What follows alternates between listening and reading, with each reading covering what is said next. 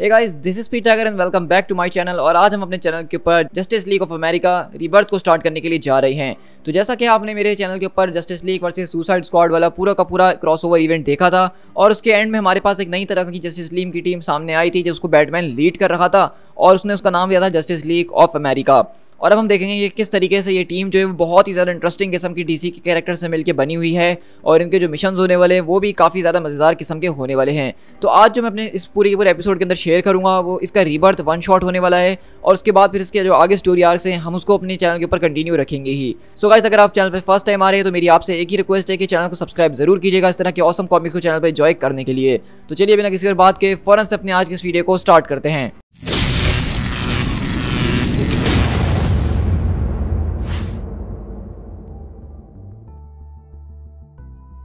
हमारी कहानी की start Happy Harbor Rhode Island से होती है, जहां हम देखते हैं कि इस पूरे के पूरे आइलैंड की गुफा के अंदर बैटमैन जो है अपनी लाइट को लेकर आ रहा होता है और कहता है कि तुम बाहर आ सकती हो, तुम्हें छुपने की ज़रूरत नहीं है। और इसी तरह हम देखते हैं कि उसके साथ यहाँ कोई और नहीं बल्कि किलर फ्रॉस्ट मौजूद है और कहती है कि ये जगह आखिरकार ये कौन सी जगह है। तो बैटमैन बोलता है कि ये फ्यूचर है, इसको तुम खुद अपनी आंखों से क्यों नहीं देखती हो। तो वहीं से फ्रॉस्ट कहती है कि मुझे तो लगा था कि तुम्हारे पास ऑलरेडी पहले से एक केव मौजूद है बैटमैन।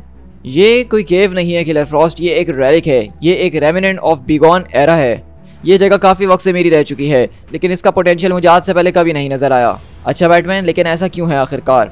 क्योंकि इसकी वजह तुम हो फ्रॉस्ट। मैंने तुम्हें एक चांस दिया और तुमने अपने आप को रीडिफाइन करा। तुम पहले एक विलन हुआ करती थी और एक गलत काम किया करती थी, लेकिन तुम्हें चांस देने के बाद हमने देखा कि किस तरीके से तुम चीज़ों को और ज़्यादा बेहतर तरीके से कर सकती हो। तुम्हारे अंदर उतनी ज़्यादा इविलनेस मौजूद नहीं थी जितना लोग तुम्हें समझा करते थे। तो वहीं से फ्रॉस्ट बोलती कि तुमने ठीक कहा, हर कोई जो है वो एक चांस को डिजर्व करता है।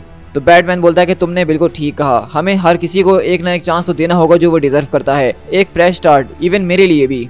हर कोई एक हीरो बन सकता है। इस टीम के अंदर इस जगह के ऊपर हम उनको वही चांस देने वाले हैं। तो वहीं से किलर फ्रॉस्ट बोलती है, अच्छा वाकई में? वैसे देखा जाए तो ये जगह इतनी छोटी नहीं है बैटमैन, तो क्या तुम मुझे बताना पसंद करोगे कि तुम मेरे अलावा और किस किस को चांस देने वाले हो। और इसी तरह हम देखते हैं कि बेसिकली यहाँ से हम सियाटल के अंदर शिफ्ट होते हैं जहाँ पे किलर फ्रॉस्ट है ब्लैक कैनरी जो है मुकाबला कर रही होती है। और क्योंकि मैं आपको थोड़ा सा बताते चलूँ कि किलर फ्रॉस्ट वो एक विलन रह चुकी है, वो सुसाइड स्क्वाड की टीम के मेंबर रह चुकी है। तो बैटमैन ने जब उसको अपनी साइड पे किया है तो लोग उसको एक्सेप्ट नहीं कर रहे थे जल्दी सोसाइटी के अंदर। और इसीलिए हम देखते हैं कि यहाँ पे बेसिकली कैनरी जो होती है वो भी फ्रॉस्ट के ऊपर अटैक कर रही होती है। लेकिन फ्रॉस्ट कहती है कि मुझे नहीं समझ में आ रहा कि तुम मुझसे लड़ क्यों रही हो, क्योंकि मैं तुमसे सिर्फ यहाँ पे बात करने के लिए आई हूँ। लेकिन कैनरी उसके ऊपर अपनी ज़बरदस्त तरीके की स्क्रीम मार के उसको उठा के दूर फेंकती है और वहीं से वो कहती है कि अगर तुम लोगों को यहाँ पे हर्ट करने के लिए नहीं आई हो तो तुम मुझसे लड़ क्यों रही हो। तो फ्रॉस्ट बोलती है कि मैं तुमसे लड़ नहीं रही, मैं सिर्फ फाइट बैक करने की कोशिश कर रही हूँ। मैं तुमसे यही तो कह रही हूँ कैनरी कि मैं यहाँ पे सिर्फ बात करने के लिए आई हूँ, लेकिन तुमने ही मुझ पर पहला अटैक किया है। तुमने मेरे ऊपर पहला अटैक करा है कैनरी, और तुम लोग हमेशा ऐसा ही करते हो। हम यहाँ पे लड़ने के लिए नहीं आए हैं। तो कैनरी बोलती है कि हम, और अगले पल हम देखते हैं कि वहाँ बैटमैन ऊपर से खड़ा हुआ सब कुछ देख रहा होता है। तो फ्रॉस्ट कहती है कि तुमने बिल्कुल ठीक कहा, मैं बैटमैन के साथ आई हूँ।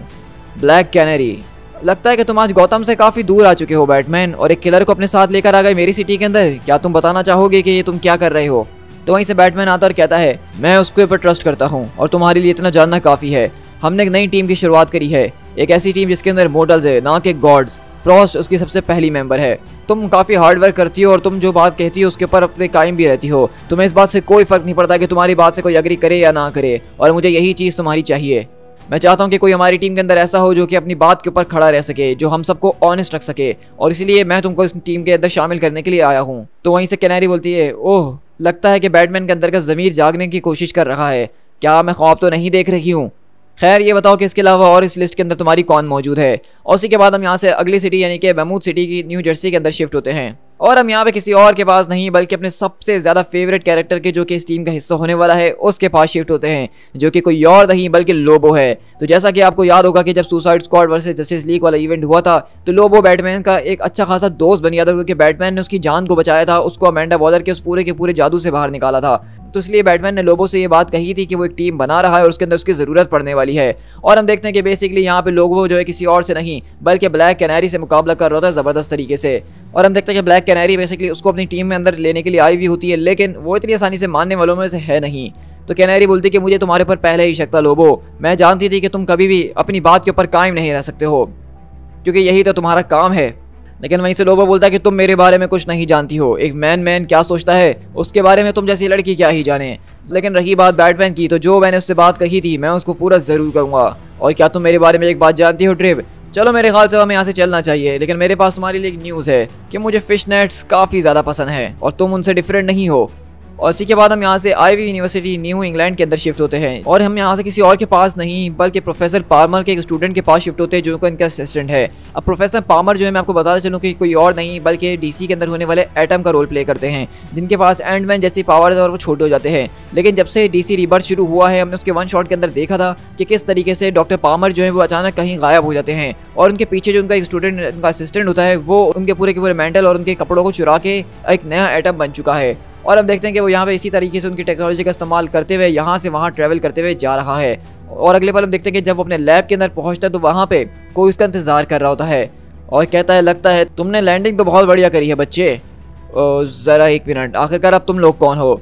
ये है रे पार्मर की लैब और तुम्हारे पास इस वक्त रे पार्मर की बायो बेल्ट मौजूद है, तो इससे बेहतर सवाल ये है कि आखिरकार तुम कौन हो। और अगले बार हम देखते हैं कि वो लोग बेसिकली यहाँ पे रे पार्मर को ढूंढने के लिए आए हुए होते हैं, लेकिन वहीं से वो कहता है कि मेरा नाम रायन चो है और मैं प्रोफेसर पार्मर का असिस्टेंट हूँ, उनको पढ़ाने में मदद करता था और उनके काम में भी जो कि वो एज अ एटम करते थे, लेकिन अचानक वो कहीं गायब हो गए और उनको मैं ढूंढने की काफ़ी ज़्यादा कोशिश कर रहा हूँ।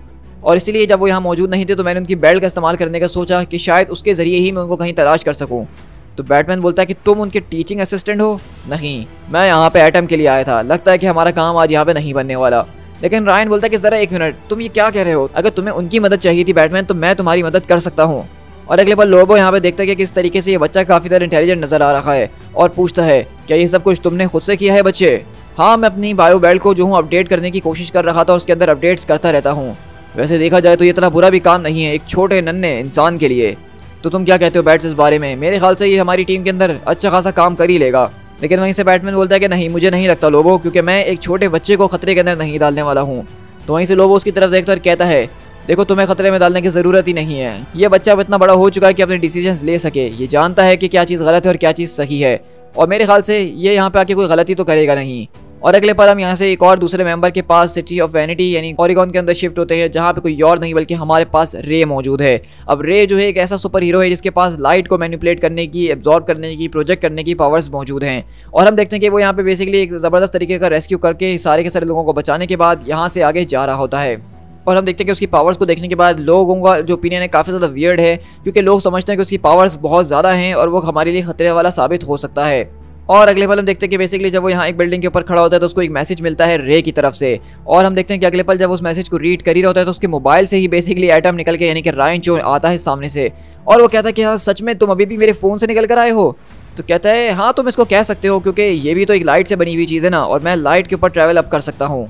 ओह चलो ये तो बहुत बढ़िया है, मेरा नाम रे है, रे टेरल, और तुम? मेरा नाम रायन है, लेकिन क्या तुम उससे पहले मुझे ऊपर खींच सकते हो? थैंक्स, मुझे माफ़ कर देना कि मैं तुम्हें इस तरह से सरप्राइज़ नहीं करना चाहता था। देखो मैं इस बात को जानता हूँ कि हम दोनों इससे पहले कभी नहीं मिले हैं और जो कुछ भी मैं तुमसे बात करने वाला हूँ तुम्हें पागल वाली लगेगी, लेकिन मैं तुमसे यही कहूँगा कि तुम्हारे लिए बेहतर यही होगा कि तुम मेरी सारी बातों पर जल्द से जल्द विश्वास करना शुरू कर दो। वो ज़रा एक मिनट, तुम आखिरकार क्या बोल रहे हो? तुम बहुत ज़्यादा तेज़ बोल रहे हो, तुम किसके बारे में बात कर रहे हो? तो वहीं से रे बोलता है कि तुम्हें इस बात पर विश्वास नहीं होगा, लेकिन बैटमैन। तो रे बोलता है क्या मतलब? वो बैटमैन जिसके बड़े बड़े कान हैं वो पॉसिबली चाहता है कि मैं उसकी टीम का नया हिस्सा बनूं। तो इसी तरह रायन बताता है कि किस तरीके से रे बैटमैन जो है वो एग्जैक्टली तुमसे क्या चाहता है और क्या नहीं है तो मैं नहीं जानता, लेकिन उसने कहा है कि वो तुमसे मिलना चाहता है। उसको ऐसा लगता है कि कोई चीज़ आ रही है, वो किसी तरह की टीम को बना रहा है और उसके अंदर वो हम जैसे नए सुपर हीरोज़ को रिक्रूट कर रहा है। तो ये देख के रे भी काफ़ी ज़्यादा खुश हो जाता है कि बैटमैन बेसिकली उसको अपनी टीम में लेना चाहता है, और उसको इस बात पर यकीन नहीं हो रहा कि वो बैटमैन की कोई मदद कर सकता है। तो वहीं से वो कहता है कि ट्रस्ट मी रे, मैं एक 4th ईयर का फिजिक्स स्टूडेंट हूँ और मेरे लिए ये सारी की सारी चीज़ें समझना तुमसे ज़्यादा मुश्किल था, लेकिन लगता है कि वाकई में बैटमैन को हमारी ज़रूरत है। और इसी तरह हम यहाँ से मैनहट्टन के अंदर शिफ्ट होते हैं, जहाँ पे एक पूरी की पूरी रॉबरी हो रही होती है। एक पूरी की पूरी लड़की जो है पुलिस वालों को मारते हुए डॉज करते हुए यहाँ पे चेस के ऊपर लगी होती है। लेकिन अगले पल हमारे पास हमारी नई मेंबर इस टीम के अंदर जो होने वाली है उसके पास शिफ्ट होते हैं, जो कि विक्सन है। और विक्सन जो है बेसिकली उसके पास ये पावर्स है कि वो किसी भी एनिमल की पावर को अपने अंदर चैनल करके उसकी पावर्स को, उसकी स्ट्रेंथ्स को इस्तेमाल कर सकती है। जिस तरह वो यहाँ पे पूरे की पूरी ईल की पावर इस्तेमाल करके अपने अंदर से करंट प्रोड्यूस कर रखी है। और हम देखते हैं कि वो यहाँ पे इन सारी की सारी चीज़ों को पुलिस वालों के हवाले सौंपती है, और अगले पल वो अपने चूहे वाली पावर से सूंघने की कोशिश करती है और कहती है कि ज़रा एक मिनट रुको। और अगले पल वो अपनी बैट की पावर इस्तेमाल करते हुए उड़ते हुए छत पर आती है, जहाँ हम देखते हैं कि बैटमैन उसका इंतजार कर रहा होता है और कहते हैं कि तुम, मैंने सोचा नहीं था कभी कि तुम दिन के टाइम मुझे देखोगे, क्या तुम्हें आजकल पापराज़ी तस्वीरों से डर नहीं लगता है बैटमैन? तो बैटमैन कहता है कि मैं तुमसे दोबारा वही पूछने के लिए आया हूँ विक्सन, और तुम मेरी बात जानती हो कि मैं तुमसे क्या पूछने वाला हूँ। तो हम देखते हैं कि बेसिकली इनकी बातों से हमें ये बात पता चलती है कि बैटमैन ऑलरेडी जो है इसको टीम में आने की ऑफर कर चुका है, लेकिन वो बैटमैन को पहले भी मना कर चुकी है और अभी भी यही कहती है कि मैंने तुम्हारी हमेशा से इज्जत करी है, मैं जानती हूँ कि तुम अच्छे काम करने की हमेशा ही कोशिश करते हो, लेकिन ये सारी की सारी टीम के अंदर काम करना, टीम के सारे लोगों के साथ मिलजुल के रहना, ये मेरे लिए बहुत ज़्यादा मुश्किल है और मैं कभी भी एक टीम मेंबर रही नहीं हूँ, तो मुझे नहीं लगता कि मैं तुम्हारी इस वाली टीम में या किसी भी टीम का हिस्सा बन सकती हूँ। तो बैटमैन बोलता है कि देखो सही बात तो ये है, पूरी की पूरी टीम तुमसे ही है, ये टीम मैंने बना ही इसीलिए क्योंकि अगर तुम ही इसको लीड करोगी तो ही ये चल पाएगी, तुम्हारे बगैर यहाँ पे कोई टीम ही नहीं है। तो वहीं से विक्सन मुस्कुराती और खुश होते हुए कहती है, लगता है कि आखिरकार तुम्हें अकल आ ही गई है और तुम्हें पता चल गया कि आखिरकार मुझे टीम में लेने के लिए तुम्हें क्या पूछने की ज़रूरत थी। तो बैटमैन बोलता है कि बहुत बढ़िया, मेरे ख्याल से वक्त आ चुका है बाकियों से मिलने का। तो वहीं से वो कहती है कि हम इस वक्त न्यूयॉर्क के बीचों बीच हैं, तो हम यहाँ से कहाँ जाने वाले हैं। तो वहीं से बैटमैन बोलता है कि हम ज़्यादा देर तक यहाँ नहीं रहने वाले हैं, हमारे टेलीपोर्टर्स इस वक्त हमारे हाथों के अंदर फिट हो सकते हैं, ये ट्रांसमीटर टोकन है जो कि तुम्हारी टीम के हर एक मेंबर को दिया जाएगा, इसके ज़रिए हम लोग कहीं पे भी टेलीपोर्ट होकर जा सकते हैं। और अगले पल हम देखते हैं कि बैटमैन वहाँ पर उस पूरी की पूरी चीज़ का इस्तेमाल करते हुए उनको टेलीपोर्ट करके उसी पूरी की पूरी केव के अंदर ले आता है और कहता है कि यह है हब द सेंचुरी। और अगले पल हम देखते हैं कि यहाँ पे सारे के सारे टीम मेंबर्स मौजूद होते हैं और लोबो कहता है ये जगह पहले कभी एक सीक्रेट हुआ करती थी, welcome to the hall of lowered expectations. तो वहीं से ब्लैक कैनरी बोलती है कि तुम्हारा मुंह कुछ ज़्यादा ही चल रहा है लोबो, जबकि बैटमैन का पट्टा तुम्हारे गले के अंदर मौजूद है। तो लोबो बोलता है कि हाँ पट्टा हो या ना हो, लेकिन इस कमरे में घूमने के लिए अभी भी काफ़ी ज़्यादा मौजूद है कैनरी। हाँ तुमने ठीक कहा, लगता है कि बैटमैन को तुम्हारे पट्टे को टाइट करने की ज़रूरत है। तो ये देख के विक्सन कहती है कि सच में इस टीम के अंदर भी बहुत सा काम करना बाकी है, क्योंकि यहाँ पे लिटरली ये सारे के सारे टीम मेंबर्स ऐसे हैं जो कि एक दूसरे से पहली बार मिल रहे हैं, कुछ तो ऐसे जो कि एक दूसरे के जानी दुश्मन थे, पहले एक दूसरे से मुकाबला कर चुके थे और अब इस टीम के अंदर इनका एडजस्ट होना वो इतना ज़्यादा आसान नहीं होने वाला है। और हम देखते हैं कि लोबो, किलर फ्रॉस्ट उसके बीच आपस में बहस छिड़ना शुरू हो जाती है। तो बैटमैन बोलता है कि लोबो बस बहुत हो गया, चुपचाप यहाँ पे बैठ जाओ। लेकिन हम देखते हैं कि लोबो गुस्से में आता है और अगले पल बोलता है मेरे ख्याल से मैं यहाँ पे खड़ा रहना ज़्यादा पसंद करूँगा बॉस। तो बैटमैन बोलता है कि बस अब बहुत हो चुका है, फ्रॉस्ट पहले क्या करती थी क्या रह चुकी है उससे अब कोई फर्क नहीं पड़ता है, अब फर्क इस बात से पड़ता है कि वो अब हम में से एक है। हाँ ये अलग बात है कि एक पूरे के पूरे एक्सीडेंट ने उसको हमेशा के लिए चेंज करके रख दिया है, अब वो ऑर्गेनिक हीट को इस्तेमाल करती है और उसके जरिए अपनी पावर्स को इस्तेमाल कर सकती है, वो चाहे तो किसी को कंज्यूम करके अपनी पावर्स को बढ़ा भी सकती है। लेकिन इसने जस्टिस लीग को बचाया था, जिसका मतलब ये है कि उसने दुनिया को बचाया था। फ्रॉस्ट ने अपने आप को दोबारा से रीबिल्ड किया है और यही करने के लिए हम सब यहाँ पे मौजूद हैं, हम सारी की सारी चीज़ों को रीबिल्ड करने वाले हैं। We are going to rebuild it, हम उन सारे के सारे लोगों के सामने आएंगे जिनको हम प्रोटेक्ट करते हैं। तो कैनरी बोलती है कि लोगों के सामने आना ये तो तुम्हारा स्टाइल नहीं है बैटमैन। तो बैटमैन बोलता है कि तुम लोगों को नहीं पता, लेकिन कोई बहुत बड़ी चीज़ यहाँ पे आ रही है और वो जो कोई भी चीज़ है वो बहुत ज़्यादा बड़ी है। इस दुनिया को पता होना चाहिए कि उसके हीरोज़ कौन हैं, ना कि उनको अपने सिर्फ गॉड्स के बारे में पता होना चाहिए जिससे वो इंस्पायर हों। उनको हमें दिखाना ही होगा कि हीरोज़ कौन है और वो क्या कर सकते हैं। और तुम सब जो हो इस पूरी की पूरी चीज़ का हिस्सा बन चुके हो। हीरोइज्म इज़ अ कम्युनिटी और इस सब की शुरुआत होती है the justice League of America के साथ। और अगले ही पल हम देखते हैं कि बेसिकली बैटमैन ने अपनी इस पूरी की पूरी टीम को तैयार कर लिया और उसकी बातों से आपको अंदाज़ा हो ही गया होगा कि बैटमैन काफ़ी टाइम से एक बहुत ही बड़ी चीज़ के आने की जिक्र कर रहा है। और वो बहुत बड़ी चीज़ क्या है उसको हमने पिछले अपने सुपरमैन रिबॉर्न के स्टोरी आर्क में भी देखा ही था। दी एंड। सो गाइस हमारे पास यहाँ पे जस्टिस लीग ऑफ अमेरिका का रीबर्थ कॉमिक तो एंड होता है, लेकिन अभी इसकी रीबर्थ की जो स्टोरी आर्क है वो मैं आपके साथ जरूर शेयर करूंगा, जिसके अंदर हम इस टीम को एक्शन के अंदर देखने वाले हैं और वो एक ज़बरदस्त तरीके की एलियन इन्वेंटर से मुकाबला करने वाले हैं। और तब जाके आपको पता चलेगा कि इस टीम का क्या डायनेमिक है, क्या इनकी पावर्स हैं और क्या इनकी स्ट्रेंथ्स हैं।